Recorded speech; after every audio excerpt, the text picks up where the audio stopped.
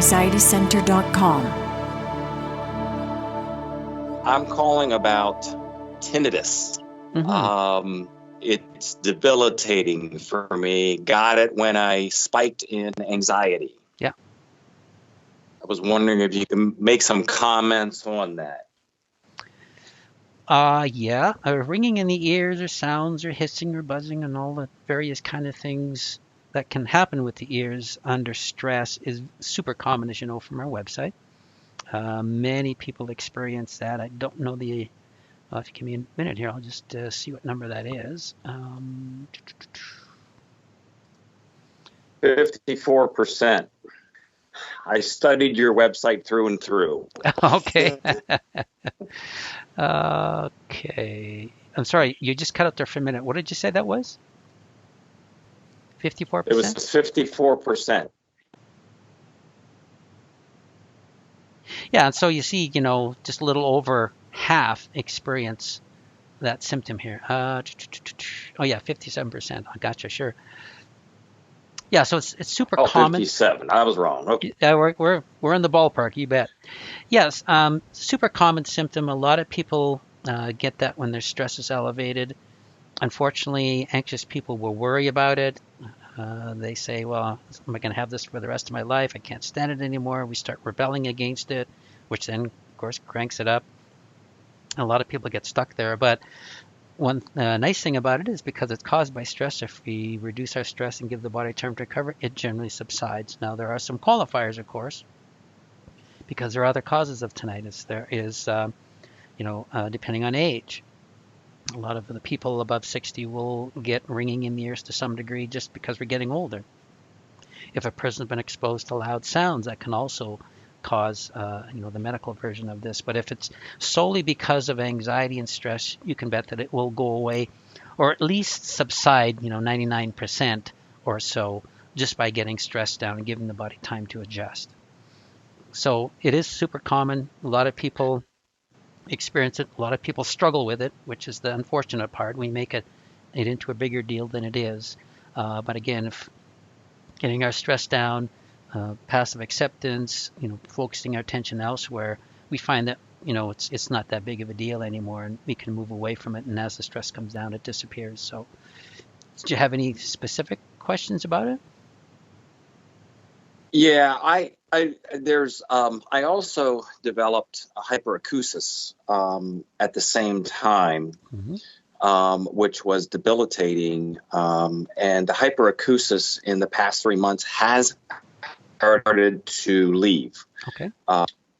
Dramatically to affect. It's actually dramatically reduced from where it was. The tinnitus, unfortunately, continue to just plague me and makes me, of course, stay in a panic state a lot. It wakes me up at night. It keeps me from sleeping. It it's like a big deal. It was one of my worst fears of all the things that could happen. It was one of my worst. I went to see a world-renowned specialist in hyperacusis and tinnitus, who told me stress has nothing to do with it whatsoever. There is no science that it definitely has to be a damage in my cochlea. And I'm like, this is a world-renowned person, which put doubt in my head. Yep. Which is the last thing I needed. Yeah. Well, since you read the symptom we have there, you realize that, that particular opinion was wrong. Stress is a common cause of it. We see so many people who struggle with anxiety disorder who complain about that symptom. And again, 1 in 2, or even a little bit more than that. So it is super common. We also have a lot of people who were really bothered them when they started working with a therapist, and over the course of time it disappeared, and they don't really care about it or think about it or hear much anymore. So we know that it is definitely stress related. But again, there are other causes, and that's what makes it difficult. Now, one way to ascertain the direct cause is if you're under an extended period of stress and it then started to creep up, you can tie it back to that. However, if you were in a loud environment and all of a sudden it showed up, that's a different cause. So Were you under a lot of stress before it showed up? Tremendous. I was under the worst stress period of my life. Sure. This is my second go around with therapy. I unfortunately allowed old habits back after many, and I put myself in the same boat. And it was this is the worst experience I've ever had. It was debilitating to the point where I had difficulty functioning, working, even breathing. I just had an enormous, terrible time period. It showed up about a month into it. Sure. The hyperacusis showed up at the same time. And the hyperacusis, unless you live through that once, you never, I mean, just a vacuum cleaner would just be so painful. Yeah. A microwave going off would be extremely painful. My wife turning on the radio would be painful.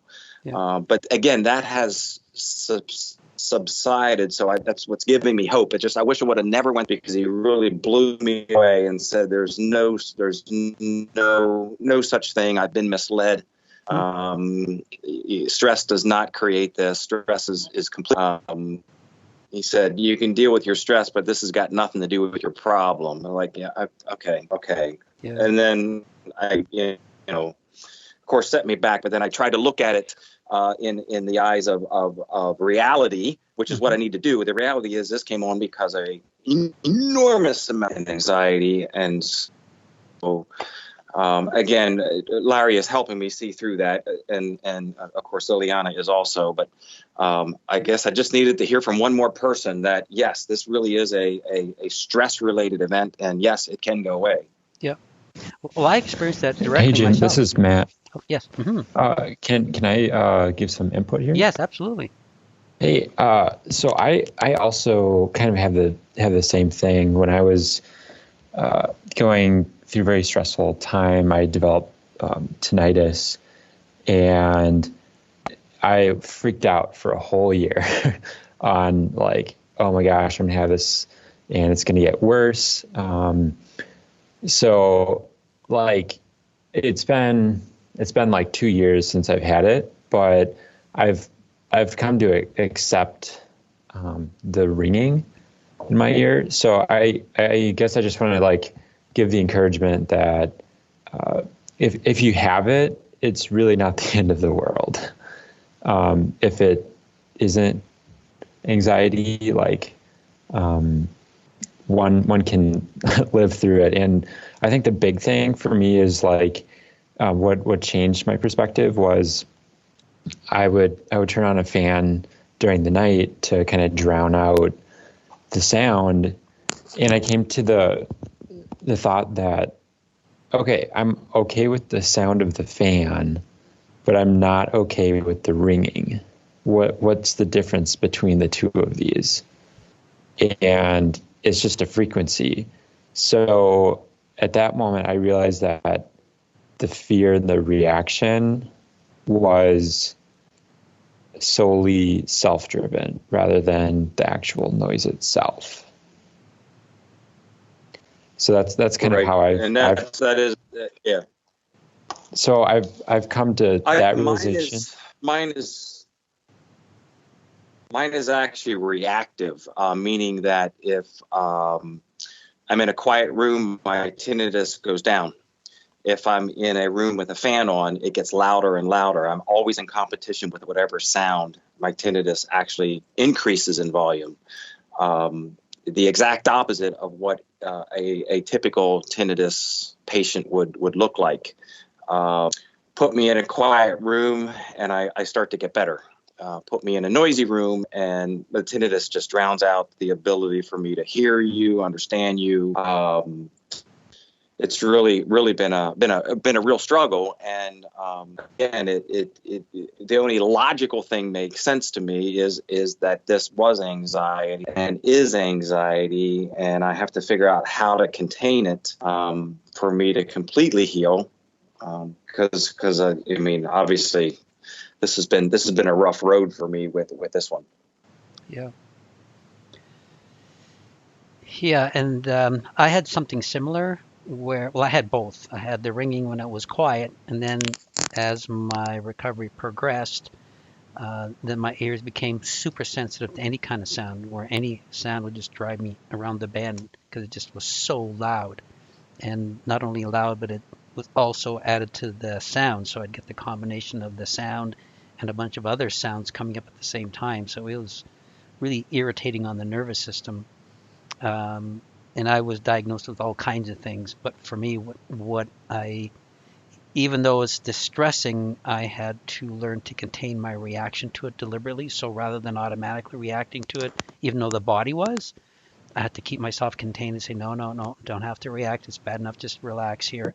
Focus on, doing the deep relaxation each day, gearing the body down. And that the whole thing went away. Never had it since.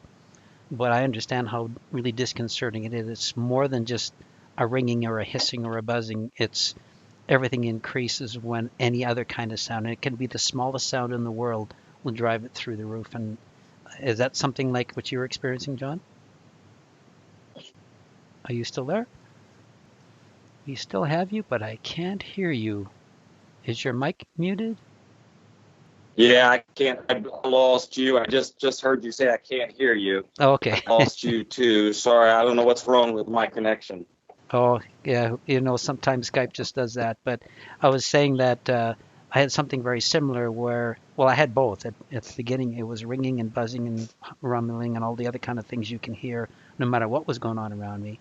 And then I also had the experience where as that was starting to subside, that any kind of sound would drive everything through the roof. It was like someone was, dragging their fingernails across a chalkboard in terms of the intensity of the sounds that would raise up with each sound. So it was really startling and aggravating, and which is stressful. So I had that. But the good news is, as I worked at my recovery, geared the nervous system down, worked at it, it completely disappeared, and I've never had it since. So I think, based on what you're going through. Well, let me ask you a question here, John. Do you have any other symptoms? Oh my goodness, I got like 1,000 symptoms. Okay. I have the heart palpitations, back pain, stomach issues, headaches, all the blood pressure.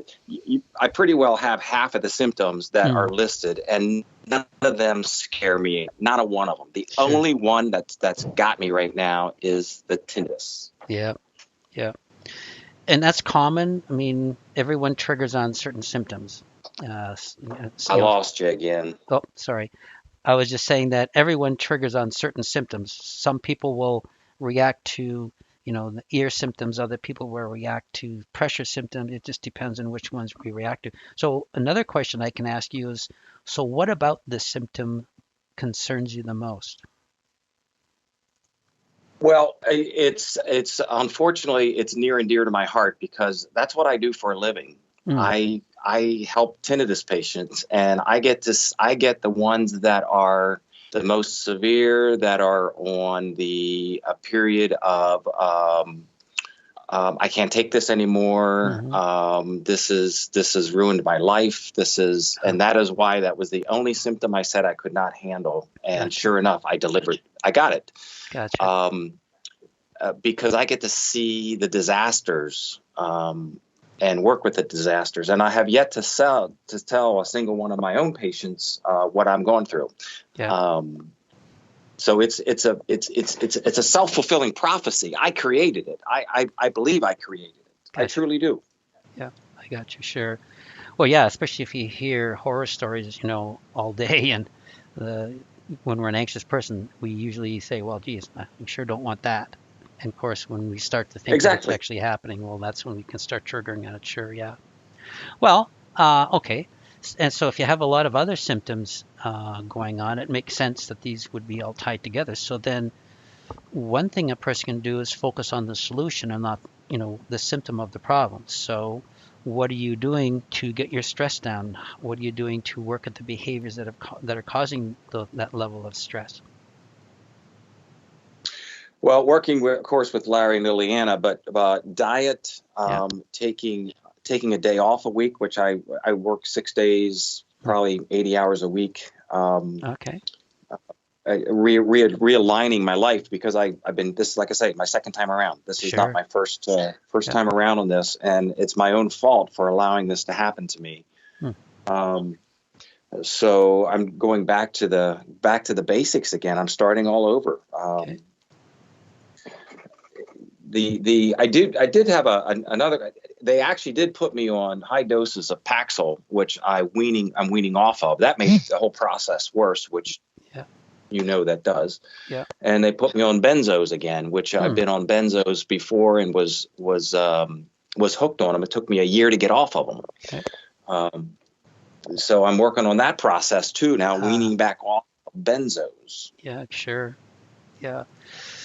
Well, benzos certainly is going to complicate the problem, because it saps the body's natural ability to keep calm. So, well, if you're going back to the basics, that's great. You're working with a therapist and you're working on that. Those are both really good things. And if you're reorganizing your life, or you're going to be cutting some... Oh, before I finish that statement, can you give me a ballpark of your age? Are you 30 to 40, 40 to 50, 50 to 60? 50 to 60. Okay, sure. All right, so and in that age group, as you know, the body doesn't handle stress as well as it would if it's younger. So putting in those long hours, well, that's great if you're 30 and 40-year-old. The body doesn't like it when it gets into the 50s and 60s. And so we have to adjust accordingly. So, cutting back work hours if you can is a really good thing. Putting your life back into balance is a really good thing. I'm assuming you do your work because you care about people and you're passionate, and that's wonderful. However, we have a tendency of going too far by giving too much of ourselves and not giving the body what it needs. So by making all of those adjustments, building relaxation back, and then it's really a matter of time. And so in the meantime, is there a place that you can come to by saying, I'm going to use this as an experiment for me and for some of my clients who come to me. I'm going to focus on just getting my stress down, making these lifestyle changes, and I'm going to see where things are at in 4 or 5 months. Because remember, it takes time to get that nervous system geared down. And if you have half of the symptom list, there's some recovery work involved. So you probably won't see much or, even satisfactory results for some months yet. But if you work at it, you will see that, and you'll see all these things come down. And then you'll have firsthand evidence for yourself to say, well, wait a minute here. Everything in my hearing is returned. And now I'm going to qualify that, as you know, being in this area, 50 to 60 is when our hearing starts to change. We aren't able to separate sound like we were when our 20s and 30s. I'm 66, and I notice that I'm sitting in a crowd. If I'm trying to listen to someone talk, it's really hard. Where in the past I could pick out a person, across the room, no problem. Now it's more difficult. So we have to allow for some age adjustments here. But the reality is, you can, I think you can get rid of all this just by getting your stress down, doing the things you can, and giving your body time. I think you'll see a world of difference. Well, the fact that the hyperacusis is giving me the hope, and that's again just need to hear it again from someone who's walked this road, because the hyperacusis again was nothing but sheer torture. Yeah. I actually handled that better than I do the tinnitus, to be honest with you, just because of that I could just put my finger on and say there is just no way this is anything but a nothing biological. This is absolutely has to be mental, stressful thinking. And I wish I would have never. I tracked down the specialist. I won't say the name on this call, but I tracked down the specialist, world renowned. Literally was trained overseas, has a practice in the United States, has a practice overseas. And it took forever to get to see him, and I was blown away when he said, "You've been misled. There's no such thing as stress and tinnitus. They're not related." He just said you have a damaged cochlea, and you have to accept that, and blah blah blah. So, not a good event. But yeah. If I could, I'm making tremendous strides in the past month, I will say. And I do have a question for you. I started using kava and valerian root to wean off clonazepam. What is your thoughts on those products? Now, you said you had worked with Liliana? Yes. Okay. I did just one time. I only had one session, and my next session's coming up. Okay. I would encourage you to ask her about that. We have an article about Okay. kava kava. Some people find it helpful. I think she'd be in a better position to provide you with natural ways of sort of compensating for coming off the meds and helping your nervous system cope. So we aren't, fans of kava kava because there's other reasons, but there's other things that you can do. And when Lillian and I talked last time, she was really going to be looking at finding ways to help people who are on benzos bridge that gap between discontinuation and stabilization with something, because the nervous systems are all there. But she would be a good one to talk with about that. Okay. Some people have really good experiences with the valerian root. Other people have some negative experiences. So like anything we take, because each body is somewhat chemically unique, each one's going to react somewhat differently. So you have to keep that in mind too. Unfortunately, there isn't a one-size-fits-all to bridging the gap between hyperstimulation and normal health as we work through that. I wish there was. It would sure make things easier. But at this time, there just doesn't seem to be any, one thing for one person. So, but again, she'll have a good sense of your overall diet, eating habits, and so on and so forth. And she'd be the best one to make a recommendation in terms of what you can try to bridge that gap. Certainly coming off the, and this is the darn thing with benzos. They help us initially because they calm the nervous system down, but once we become addicted, man, it's brutal sometimes, and it can create all kinds of things. Some of the very symptoms we're trying to get rid of just because of how the body tries to compensate for not having the same level of GABA. But as you think you break free of that, as your body stabilizes and your body sort of balances itself out, I think you'll see things in a way different place. But I wouldn't expect to see the hearing symptoms diminish overly much until you're clear of the bends and the body stabilize.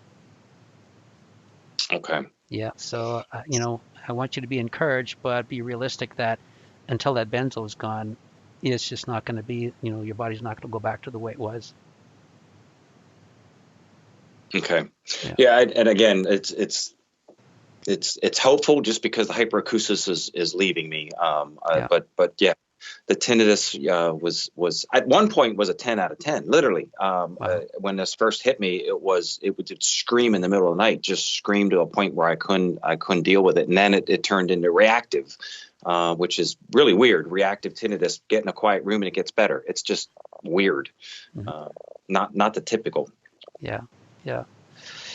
Yeah, and and then there can, as working that area, there can be a number of reasons too. That when the nervous system gets really geared up, our senses go on hyper alert, so the body's going to react, and sometimes our hearing can behave. I mean, I also experienced deafness because of it was the oddest thing. I would have ringing and buzzing and humming and all little rumbling, all the kind of things you can think of, and then sometimes I couldn't hear nothing out of the one ear, from the same cause. So it can do anything. So. Again, if you work on your recovery strategies, I think you're going to see a big change, but you got to be patient. Yeah. And as Matt was saying, work on your reaction to it, because a lot of times we contribute the reaction to our symptoms by making them the worst by reacting to them. And again, because you think this is your worst fear, you can see there is a reaction component, right? Absolutely. Absolutely. No doubt. Thank you, Matt, for your comment. I didn't get to hear all of it because of my internet service, unfortunately, but thank you. I did hear, just his way of dealing with it. And I appreciate the comment, Matt. Yeah. Yeah. Well, I wish every success. Keep working at it, be patient. And I would really appreciate hearing from you down the road, and in terms of how this has worked out for you. Because I think your results are going to be an encouragement to others who may be in the same spot, or maybe who have also received bad information. Well, I believe I did. I personally received very bad information. I've gone through 3 ENTs too for some advice on how to deal with it until again it would relief. And of course, you get no. Trust me, you're not going to get any encouragement if you go to an ENT. Yeah. Yes, that's true. Mm-hmm. Yeah. So, well, appreciate hearing from you down the road. See how things are. And you might want to, tag on to another Skype call down the road and give us an update. Appreciate that if you would. Yeah, thanks. Okay, John, appreciate your question. So, Matt, we have a little bit of time left. We do. We do. I The thing with the tinnitus is it's funny because I went to 2 ENTs and I was just so mad when they told me, "Oh, you can't do anything about it." Like, Yeah. completely furious. I almost yelled and chewed out the guy, but Yeah, I know. but yeah, your site was great to find hope.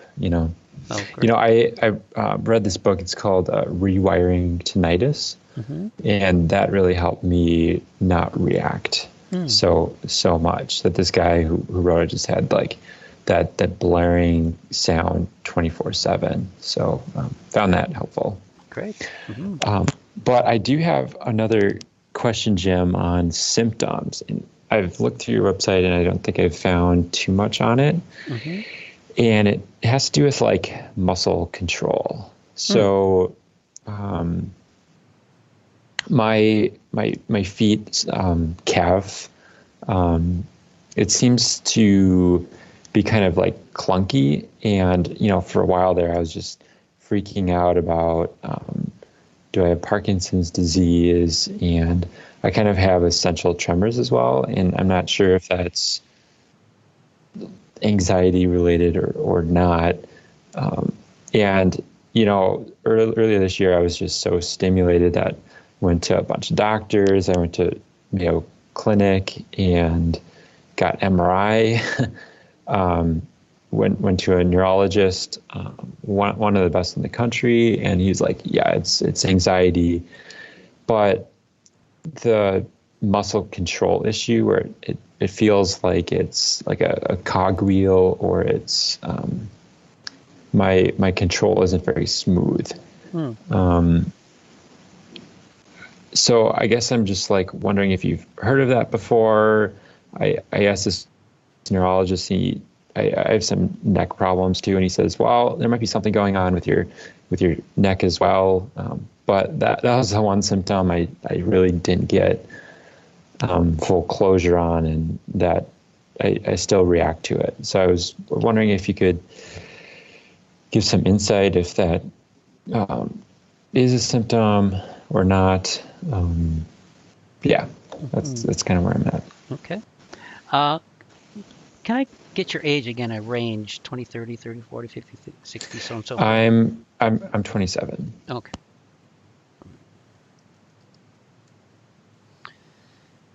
Now, when you say is it just one calf muscle that feels that way? No, it's both, and I've found that as I seem to be more stressed, more muscles. I have that control problem. I've been doing yoga, so when you do some of the moves, like there's a lot of back motion, and it seems like it's kind of clunky when I move my back or arms as well. Okay. All right, so it's muscle movement in general. Okay. Right, but mostly in my legs. Yeah. Okay, sure. Well, yes, anxiety can cause that. I mean, specifically stress. Anxiety, stress, and so on and so forth. Because when the nervous system gets hyperstimulated, that it can act erratically and more involuntary, and it may not respond to the nerve impulses as we're requesting them, and so there can be a delay, there can be interference, and so on and so forth. So it can affect muscle movements, because in order to move a muscle, we have to send nerve impulse to the brain to move a particular one. And if the nervous system's hyperstimulated and the nervous system is kind of acting erratically, you can see we can have muscle movement problems. We do have some of the symptoms listed there. Let me just go there and tell you which ones. And I think we have a description of what's going on there. But it is common, and it's common for them to occur in one, two, or many. Some people will experience it in one extremity, and other people will experience it in both. And then sometimes it actually shifts to completely different extremities. So any and all things are possible depending on the level of stimulation that the person is under. We call it muscles that vibrate, jitter, tremor, or shake when they're moved. That's a symptom, and it is common. There are a lot of people who experience that. It's great that you went and had it checked out by a neurologist to make sure there isn't anything neurological going on. So that's great. But since you've done that, and people have, and they've, your test results have come back, and the doctors have said it's anxiety related, it is a common one. In fact, looking at the symptom itself right now, 62% of sufferers will experience that. So that's well over half, right? Hmm. Now, the bad news when we're trying to describe a symptom is we describe it in subjective terms, and some people Hmm. will describe it differently. Again, some people describe this as a jittery feeling, so it's not like a smooth motion; it's kind of jittery. We can also Hmm. experience muscle weakness, where when we try to move a muscle the way it's supposed to move, it just feels weak. That can happen too. Again, when we think of how we move muscles, we have to send, the brain sends the nerve impulse information through the nervous system to the muscle group to contract it. That's what causes it to move. And then when we ask it to release, then the muscles release. So when the nervous system is healthy, the communication worked great. When the nervous system is hyperstimulated, however, all kinds of things can happen, including that. So it is a common symptom. And we do talk about it there, and muscle weakness, and of course under the tremors and trembling symptoms, they're all kind of related that way. And because you're at, that age, 27 is fairly young overall, your body hasn't had time to develop, long-term neurological problems. So, to me, it sounds like the, diagnosis you got are accurate.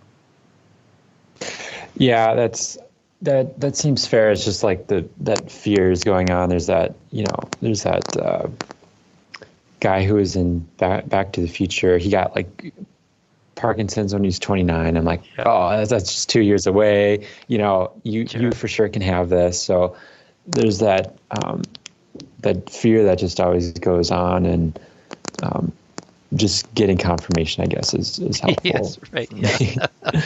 And that's what we do. We do see people, getting debilitating conditions even at a young age. And of course, if we have similar symptoms, where does an anxious mind go? Right there. Yeah. Oh, gee, hope that's not me. And then we wait for it to disappear, and then we become a bit anxious, and all of a sudden things are getting worse, not better, and we just start snowballing. But it is Oh common. yeah. Yeah. Yeah, I mean, I thought I had MS, Meniere's disease, Yeah. ALS, all of the terrible ones, and then there's like Huntington's disease. So Yeah. it's just been one thing, and then it moves on to the next. It does. Yeah. Yeah. In terms of symptoms too, where would you rate your level of symptoms on a scale of 0 to 100%? Do you think you have 50% symptoms right now, or 20%, 80%? I think right now I'm about 50. A few months ago it was 90 to 100, but I have brought that down. I'm doing some work with Stacy, which is good. But Okay. Yeah. from 6 months ago, I took the surveys, and it was at high and severe, and now I'm about like moderate. Great. Okay. But I've got like two persistent symptoms. It's the tinnitus and the control. Those two haven't seemed to gone away. Sure. But Yeah. I've had those for years, so it makes sense that it might take a little while for them to go away. Yeah. Yeah. And just, with that, tinnitus is one of those ones like dizziness. Sometimes when it shows up early, it's one of the last ones to leave. Because often, again, the body's going to respond uniquely depending on the body's chemical, physiological makeup. So, but, if a lot of times we see that when tinnitus shows up early, it's usually the last one to leave or last one to diminish. And so it depends on how your body's responding. That could be the way it is. You need to get your stress way down and for a sustained period of time before those symptoms disappear. Mm. Mm. Yep. So it's containment, containment, containment, right? Absolutely. I think I've been doing a good job at that.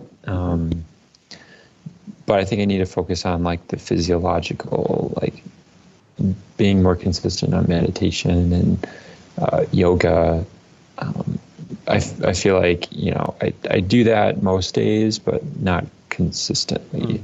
Yeah. And that might be stalling some of my progress. Yeah, and I don't know your underlying factors, how much stress they're creating, but the more you can give your body the rest and the relaxation it needs, the faster it will recover. Unfortunately, again, even when we do that, it's not a fast process. It just takes time to retrain the body to gear down. But if you're doing, deep relaxation twice a day faithfully, and which I did, I have to admit, when I look back, one of the things that probably helped me move my recovery along is I was faithful at it day after day after day. I never missed.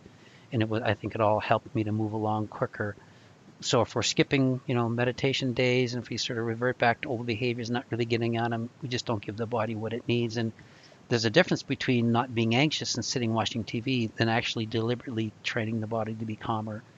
Lots of research has shown now that when people who meditate, dailies, it causes brain changes, and the changes are in the areas we need most, in the prefrontal cortex. We're building mass there and better connectivity. So in addition to the rest and relaxation, it actually is helping us be able to contain more. It's bringing the two, and I say this loosely because it really isn't just two sections, but we use them as a general overall reference, but it brings that rational brain more in line with the emotional brain. So we have more of that direct control. So there's great value in doing meditation each day. Yeah. Mm-hmm.